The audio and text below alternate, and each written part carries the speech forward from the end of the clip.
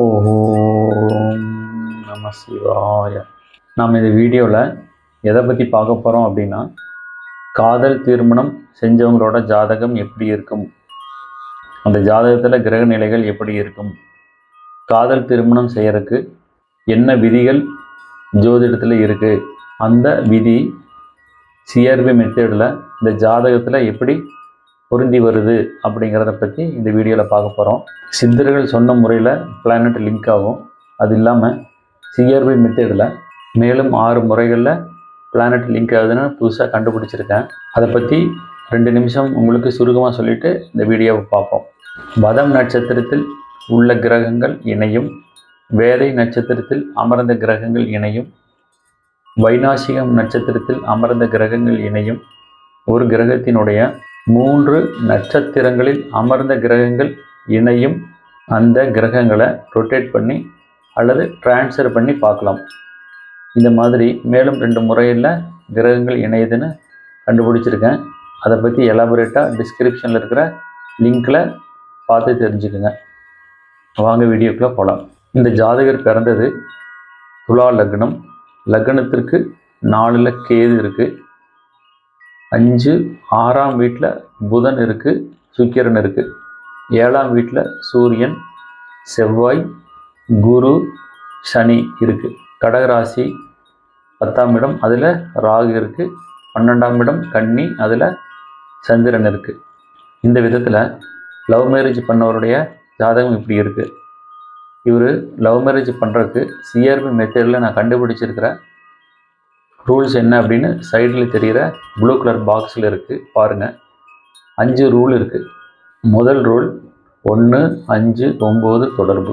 இதனுடைய அர்த்தம் என்னென்னா, லக்னாதிபதி, 5ஆம் வீட்டு அதிபதி, 9ஆம் வீட்டு அதிபதி 3 பேரும் ஏதாவது ஒரு விதத்தில் லிங்க் ஆகணும்.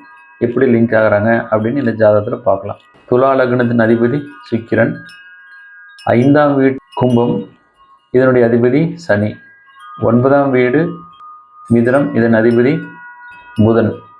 அப்போது சுக்கிரன், சனி, புதன் 3 பேரும் ஏதாவது ஒரு விதத்தில் தனித்தனியாக லிங்க் ஆனால் போதும். லக்னாதிபதி சுக்கிரனும் 9ஆம் வீட்டாதிபதி புதனும் சேர்ந்து மீனத்தில் ஒன்றா இருக்காங்க, புதனும் சுக்கிரனும் ஒன்றா இருக்காங்க.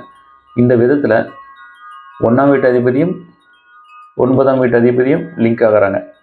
அடுத்தது 9ஆம் வீட்டு அதிபதி புதன் கிரகசாரத்தில் பாருங்கள், உத்திரட்டாதி நட்சத்திரத்தில் இருக்குது. உத்திரட்டாதி என்பது சனியோட நட்சத்திரம். சனி இந்த ஜாதகத்திற்கு 5ஆம் வீட்டு அதிபதி. சைடில் சொல்லியிருக்க 1, 5, 9 தொடர்பு பொருந்தி வருது. 2வது ரூல் செவ்வாய், சூரியன், குரு தொடர்பு. இந்த ஜாதகத்தில் பாருங்கள், மேச ராசியில் செவ்வாய், சூரியன், குரு 3 பிளானட்டுமே சேர்ந்துருக்கு. அதனால் இந்த 2வது ரூல் பொருந்தி வருது. அடுத்து 3வது ரூல் 5, 7 தொடர்பு.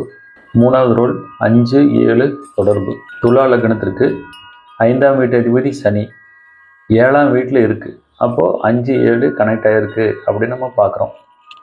4வது ரூல் 8, 9 தொடர்பு. இப்போ பாருங்கள், துலா லக்னத்திற்கு 8ஆம் வீடு ரிஷபம், அதன் அதிபதி சுக்கிரன், 9ஆம் வீட்டின் அதிபதி புதன். அப்போ சுக்கிரனும் புதனும் மீன ராசியில் ஒன்றா இருக்காங்க. லாஸ்ட் ரூல் 8, 4 தொடர்பு. இந்த லக்னத்திற்கு 8ஆம் வீட்டு அதிபதி சுக்கிரன், 4ஆம் வீட்டு அதிபதி சனி.